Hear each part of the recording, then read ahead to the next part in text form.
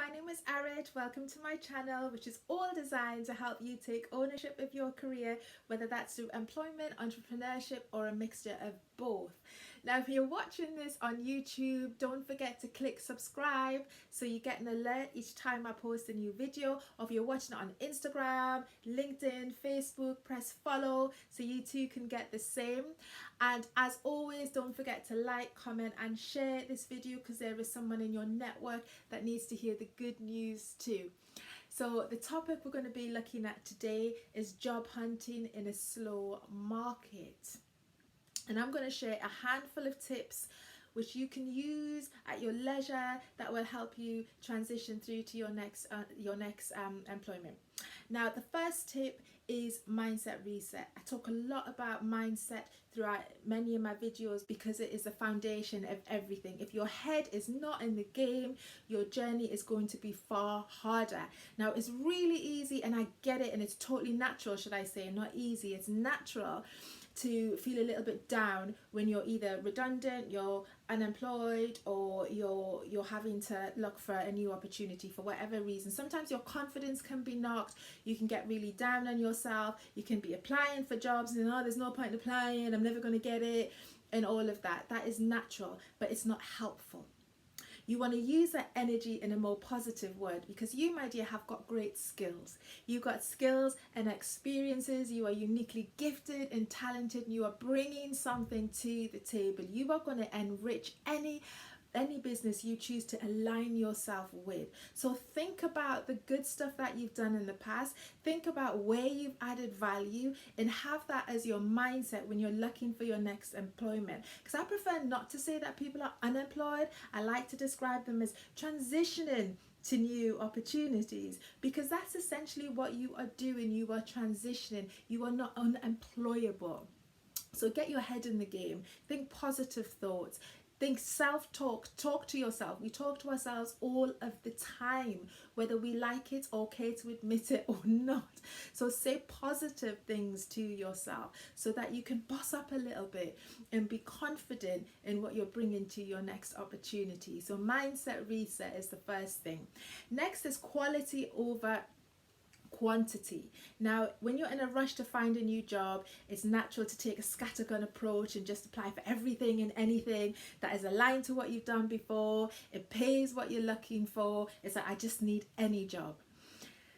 Now, a good hiring manager can sniff out your desperation.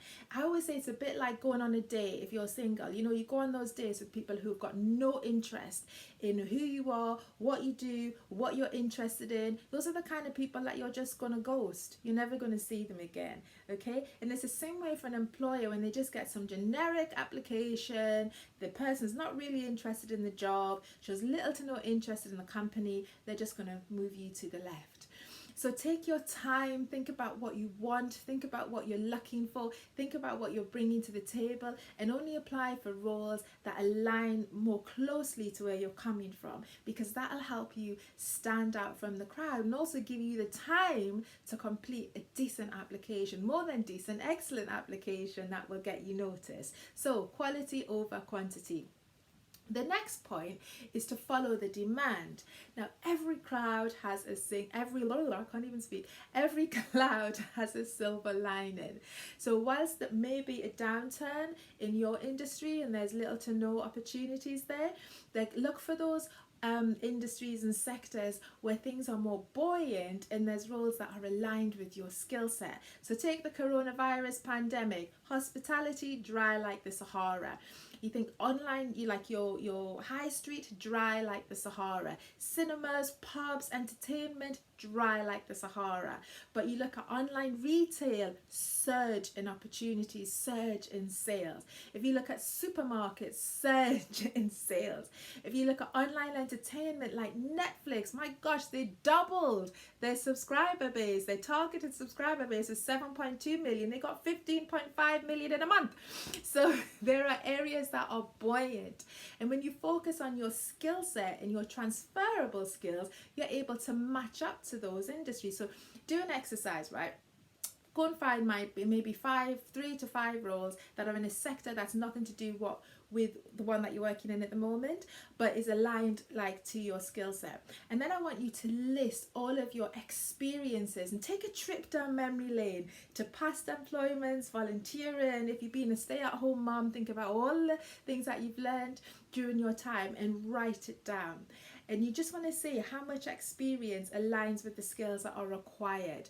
And the more you do that, the more confident you will get that your skills are transferable. Because I always say transferable skills. Think about when you learn to drive, right? Just because you learn to drive in a Mini Coupe, and you might even set your driving test in a Mini Coupe, it doesn't mean you're going to have to drive a Mini Coupe for the rest of your life. No, the skills of driving are transferable in any car, from a Peugeot to a Mercedes. So it's the same with your experiences. And if you're like, oh, but you know, I've spent 10 years working in banking, what do I know about automation, the automation industry? Get on LinkedIn, because there are thought leaders. The principles of business are the same in any industry. But if you want to delve deeper, get on LinkedIn and look for the thought leaders and read their articles, so that you get an understanding more of the challenges and what works in those industries, because that's ultimately the language that you need to speak during an interview.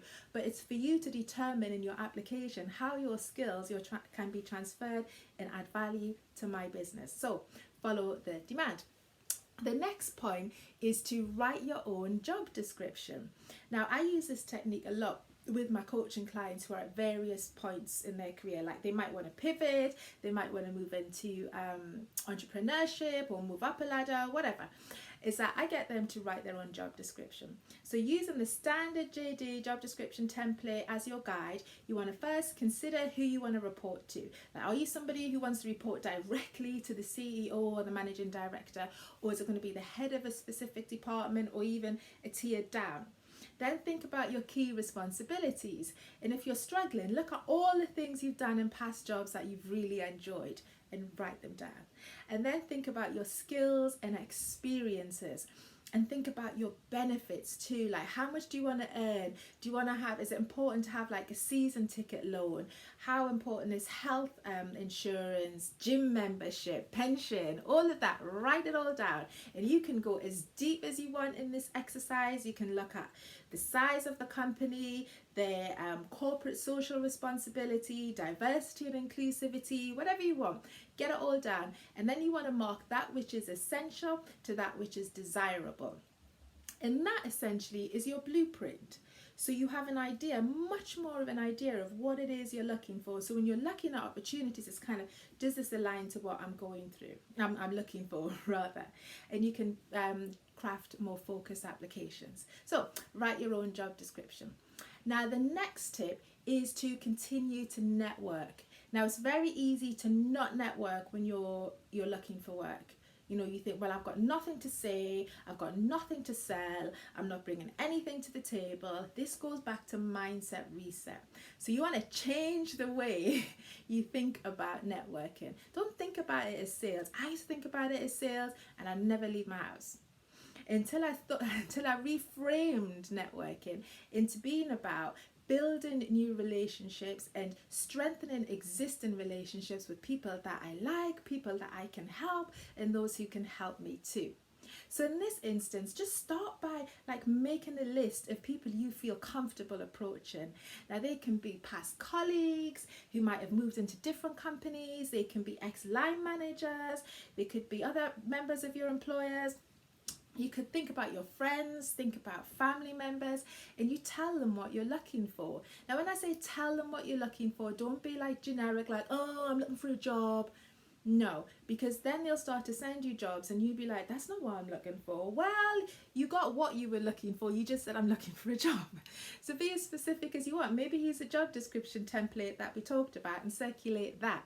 Because the more specific you are, the more they know what you're looking for, and will send you job opportunities that align with that. And even if they don't, they'll come at you in a different way when they know what you're looking for. Like, be like, oh, look, I know this isn't exactly what you said, but this job has got this, and this, and I thought you would be ideal for it. Because they might know you, like, especially if it's a friend or a family member, they know your personality, and this company and you as a match could really work. And it might be a job when you look at it, you think, oh wow, I would never have seen that. and you want to apply. So be specific about what you're looking for. And also, just don't like turn down short-term projects or something that's part-time because you might be looking for full-time, for example. Because even when there's a downturn, it doesn't necessarily mean that the employer doesn't have work that needs to be done. It just means they might not have the full budget they need to pay for that work. So if you say if it's just a short-term project, then get involved, do it, because you may not be doing anything else at that time, and it allows you to build your network, it allows you to continue to develop your skills, and it allows you to secure the all-important bag, some coinage. So don't discount those opportunities. And the next tip is the power of reciprocity. And I don't know if I said that right, because I always struggle with that word, but you saw it on the screen, it's that word. It basically means if I do you a favor, you're more likely to do a favor for me. So I have a list, and I always encourage people to make a list of companies that they would love to work with. So I run a business and recruitment, and there's a list of companies that I want to bring into the Diva family.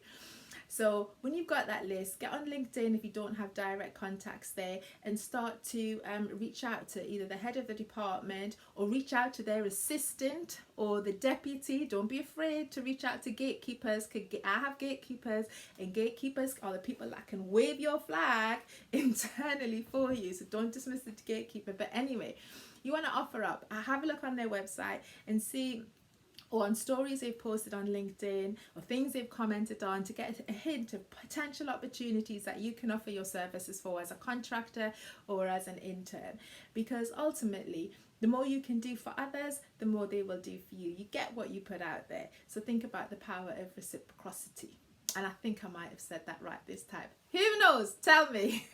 Anyway, I hope you find those tips useful. So remember, mindset reset, follow the demand, quality over quantity, continue to network, and remember the power of reciprocity. And book yourself in for a consultation with me on a one-to-one basis if you fancy.